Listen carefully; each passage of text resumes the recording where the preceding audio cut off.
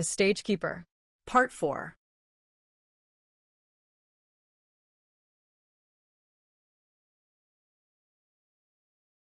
In the third row, just left of center, sat an older man with silver hair and a wool coat folded neatly in his lap. His name was Thomas, though few people used it anymore. Most just called him Doc, a nod to the years he'd spent tending to others in the small-town clinic. He hadn't planned to come to the performance. The ticket had arrived tucked inside a handwritten note left anonymously on his porch. "Come sit in the quiet. There's something waiting for you." So he came. And now, as the final line hung in the air, unsaid but deeply felt, Thomas found himself blinking back tears he hadn't expected. It wasn't the story itself that moved him, but the way Alara had stood in the light. Not performing, not pretending, just being. It reminded him of the patients he used to sit with in silence, when words were too much and presence was everything.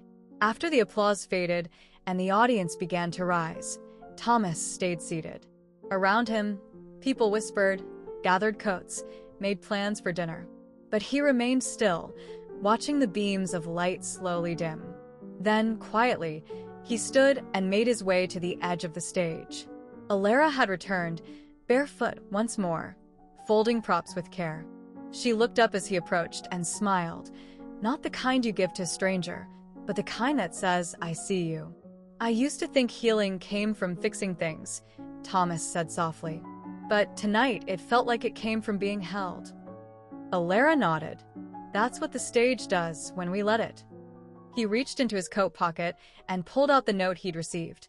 "Did you send this?" She shook her head. "No. But I think the stage did." They stood in silence for a moment, the kind that feels like a warm blanket. Then Alara gestured toward the wings. "Would you like to see the forest?" Thomas hesitated, then smiled. "I think I would." And together, they stepped off the stage, not into the world they'd left behind, but into the one that waited quietly beyond the curtain.